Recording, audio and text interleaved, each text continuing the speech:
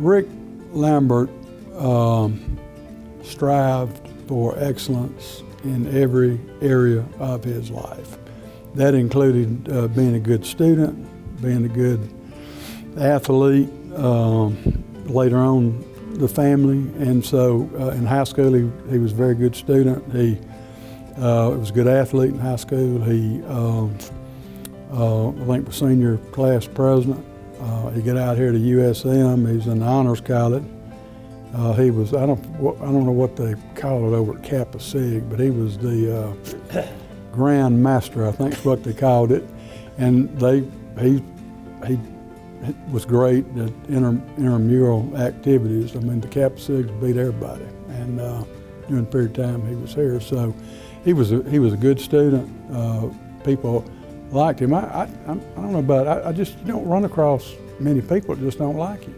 Well, I met Rick. I didn't have any relationship with Rick at all, knew him at all before we got in the state senate. In 1980, I was elected to state senate, and the first time I met Rick was at the barbecue place down on 49, the log cabin down there, whatever it is. And they had all the new elected legislators were there, and that's where I met Rick, and we just hit it off. I mean, for 10 years we were desk mates and roommates, and know more about him than he should know about me, and I know about him. But he was a great guy, a real good friend. Rick loved his girls. I never had an extended conversation with Rick that he didn't bring one or all of them up, and he was proud, extremely proud of them. Now, from a friend standpoint, I got to thinking about that. And if I could only have one friend during my lifetime, I'd either want it to be Rick Lambert or somebody like him. He was a dedicated father. I mean, it was all about the girls. And I guess the other thing that I always wish that I could have had this trait, he always, if he wasn't calm under pressure, he gave you the impression that he was calm under pressure. And I never saw him rattle about anything. So I admire those two things about Rick more than any other. But that's the way it was. I mean, he was just that kind of likable guy. And if he didn't like you, I don't say he'd go up and hug you, but you couldn't tell he didn't like somebody, you know. That's a great talent for a lawyer and a politician. He would come out with a compromise, and I love it. This is when he did. He says, "I love it when the plan works." and I'm telling you, that's the way it is. He was fair. He was smart. And the other thing about Rick is when he worked, it was with a lot of intensity. He was very focused. I mean, if Rick had a project, he stayed focused. I mean, his work ethic was tremendous. And you don't become a freshman state senator and become a chairman of a committee your first term. And Rick Lambert did that.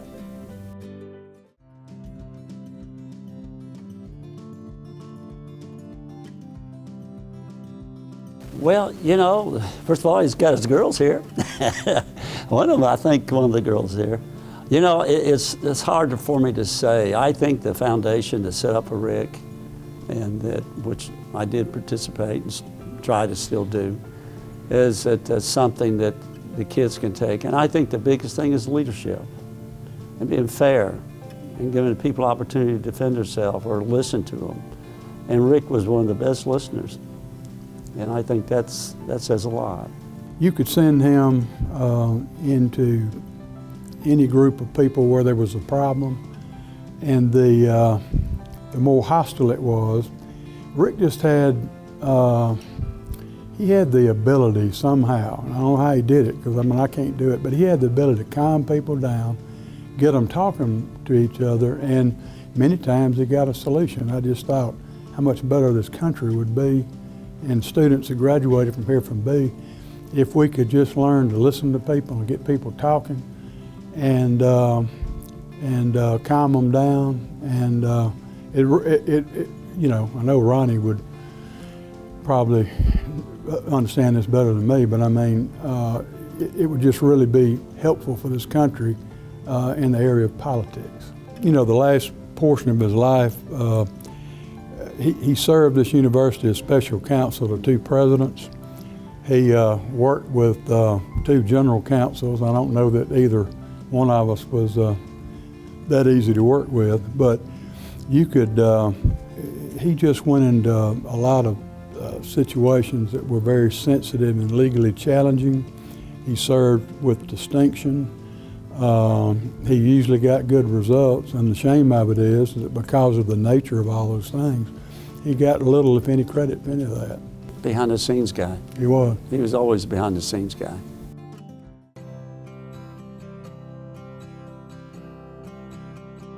You know, I don't know what he would say or how he would say it, but I can tell you what he wouldn't be doing. He wouldn't be talking about himself and what he had been doing. He'd be catching up. He'd be wanting to know what they were doing, what's going on, and now those grandchildren.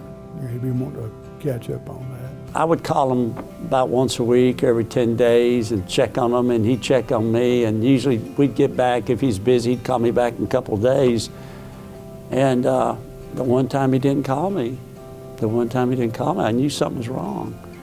And he left me a voicemail, and I could hear him driving in the back. He said, "Ronnie, I'm coming from Houston, pray for me." Yeah, it was bad. And I said, he never asked me to do that before. And next time I talked to him, he said they were just trying to slow it down. And when I made it to the hospital, he was not awake. And I put my hand on his leg and I told him I loved him. And I hope he heard me. That's what I missed.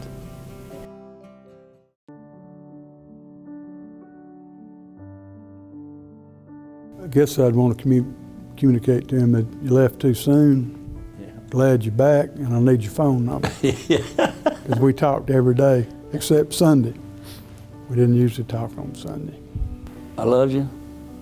I missed you. I miss our conversations. I missed the 10 years we had together in the State Senate. And there's not a day to go by I don't think about some of the things you said and we did together that I'll just never forget. I wish he was here.